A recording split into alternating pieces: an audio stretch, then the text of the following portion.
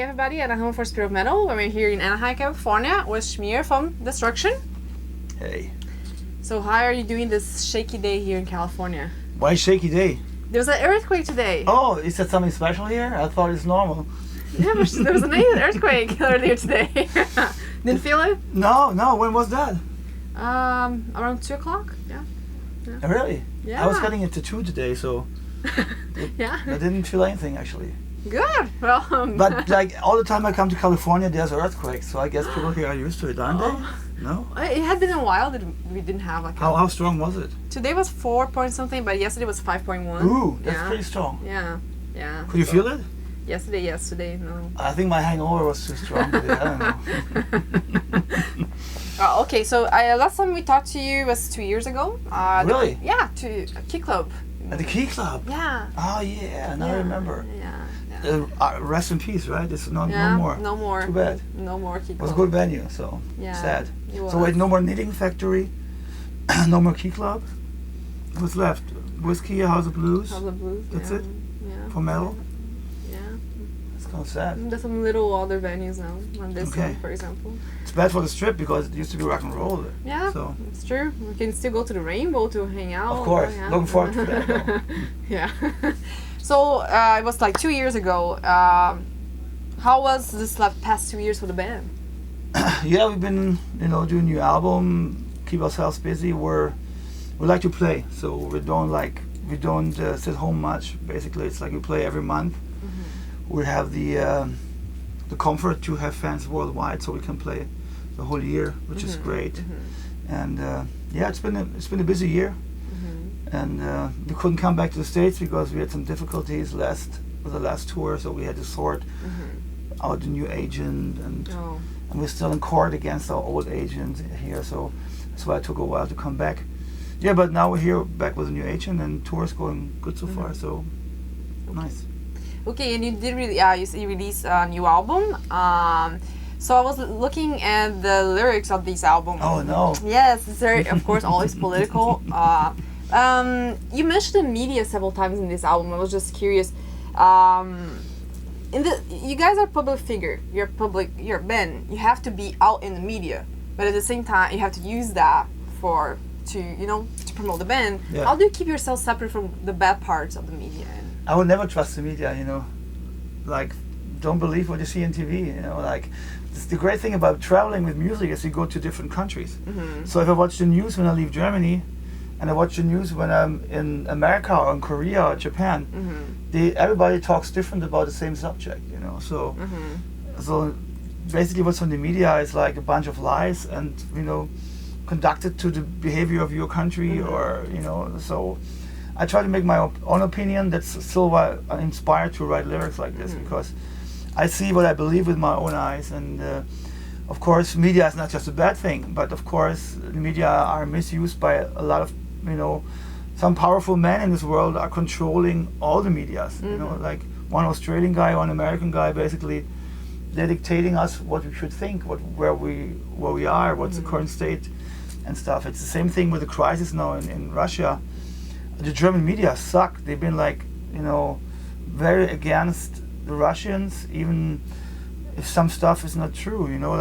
You have to always see both sides. So I think the control by the media is very strong, and I'm always skeptic. So, but it's very interesting because when you live here in America, you only hear the opposition that you have here. Like you only have your opinion. And when I travel, I always talk to people. Hey, what do you think about your president, or how is the current situation in the Ukraine? People will talk, and then you hear different opinions, and it's quite interesting, I think, to see that we all get manipulated, no matter where we are. If it's we all depend on information. That's why the internet is great for different opinions.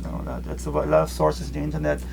They give the opportunity to not just hear the mainstream opinions. Okay, so like you said, you travel around, you play metal. Do you think metalheads in general are less manipulated by media? Do you think this is a kind of a group that keeps themselves a little more open-minded about other opinions? I think like thrash metal comes out of punk rock, so our roots are the social lyrics, and I think a lot of the thrash fans are young, rebellious, wild kids that, you know, still trying to find their way in this world. And of course, a lot of those lyrics maybe help them to not believe everything they see. And I think metalheads are definitely like kind of a little bit the outsiders, you know, because you want to look different. You don't want to be the mainstream of society. So of course, especially in the thrash and the hardcore kind of metal, people are definitely like different. You know, if you go to the normal heavy metal and people sing about dragons and fairy tales, it's different. You know, but like in our genre, it's for sure that a lot of people also write about, you know, that this and this lyrics helped me to go through different stuff. You know, and I'm trying to express also that, you know, we're all living in the same on the same boat. If you live in Venezuela or in Germany, we're all having the same problems basically. Okay. And like I said, you guys are still a public figure and you have to use the media, for example, Facebook. Do you think that how weird is for you after all these years playing with a band that right now you have like Facebook and you have to maintain that, and you have to even like, it seems that a lot of bands are even measured of how many likes they have on Facebook. First it was MySpace, now it's Facebook. Yeah, I mean it's a good tool to reach the fans. You know, like when we have like cancellations or all sorts of stuff, competitions, it's great to put it on Facebook as a kind of a direct link with the fans, because our main page has a lot of followers, like the destruction.de page, but on Facebook you reach like 300,000 people with one link, you know, and that's fucking amazing, and you see direct the impact, and that's of course a great tool for certain things, you know, like as I said, like for new shows or competitions and stuff. It's great. Okay.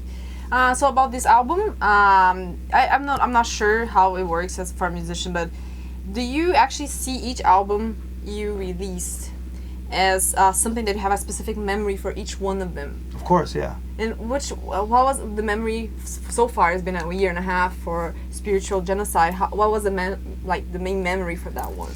You know, we've been much more relaxed in the last years about recording and about the way we do it, because back in the day it was more pressure and more expectations, and now we do what we like to do.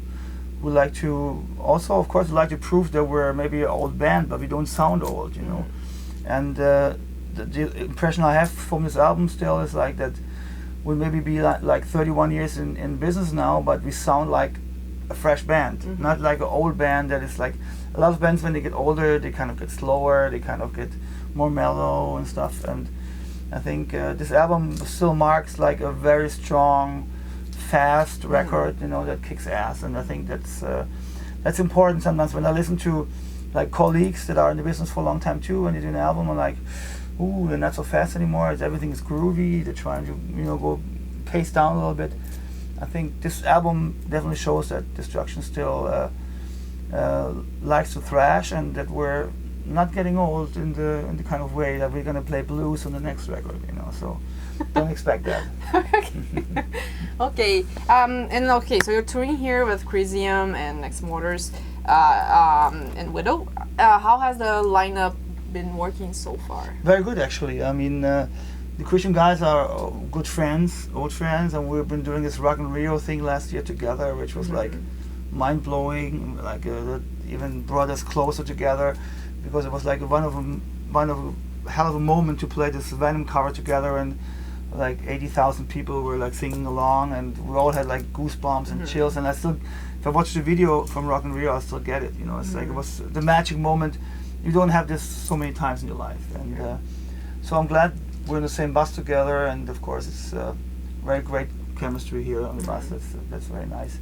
And Ex Mortis are an amazing band. You know, they're very young, fresh. You know, with great skills. I was a little bit worried that they don't sound as good live as on record, because there's a lot of fucking shit going on. You know, but I have to say they kill live, and they're fresh, and you know, it's like it's nice to see bands like this that are trying to break through and trying to create their own style. Also, you can compare them with all the other bands, because they have a little of this old Halloween vibe, like the first two Halloween albums. You know, this kind of riffing and stuff. That's very unique. It's different. So I really like them, and I think they're a great live band. So yeah, I'm glad to have them on the bill. Okay, and actually, you guys, like, it's almost a month tour, and I was watching the dates. It's like you only have like 2 days off. Yeah. How do you keep it up? No pain, no gain. You know, if you want to have a successful tour, you cannot have too many days off. You know, because this tour bus, this whole circus costs us a lot of money, and America is so big. The fuel this bus needs is expensive. So we have to not have too many days off to make a break even on the tour. You know, so we basically need to hard work to make this happen. You know. And then, like 30, 31 years. Does it actually feel like that it has been that long? Sometimes when we have a lot of shows in a row, it's you can feel it. You know, I mean, we're all trying to stay in shape to do this, because thrash metal is also on stage. It's hard work, you know. And but after all, time passes so fast. I mean, especially since we came back in '99, it's like 15 years now. It feels like 5, basically. It doesn't feel like 15 years. It's crazy. So all the 30 years. With all the ups and downs, it's the same. It doesn't feel that long, you know. So it's still sometimes when I wake up, it's like, wow, I'm still doing this. Unreal. So you know when you have a nightmare, and you dream, you have like a normal job, and life is pain in the ass. And I mean, life isn't always easy as a musician, but I can do what I love, and that's a fucking big gift. And I'm so appreciating this every day. Okay, I just wanted to ask you one question about your side project. So you're working on a side project. Oh no, it's a secret. Oh, but you already did an interview talking about it. I made a mistake. I talked in one magazine about it, and he put it on Blabbermouth, and since then it's like going everywhere. Yeah, so when I come back from this tour, we're going to record the first demos. Like we have 6 songs done, and we still have no name for the project because we want to have the first song titles and stuff until we put a name together. But it's great because, you know, I've been growing up on Accept, and so the mixture of like all traditional heavy metal, like with this Accept guitars and a little bit of destruction power, gonna be nice. I mean, and I have to sing different. It's gonna be much more melodic. Oh, okay. Like, so the choruses and stuff gonna be like heavy metal style, you know, like Judas Priest, Accept. Nice. Wasp, like this direction. Okay. So it's like very powerful. It's the songs are like not thrash, but they're very powerful heavy metal. Okay. So it's gonna be fun to see that. Yeah, of course some Motorhead spices here and there because it's where I grew up with also.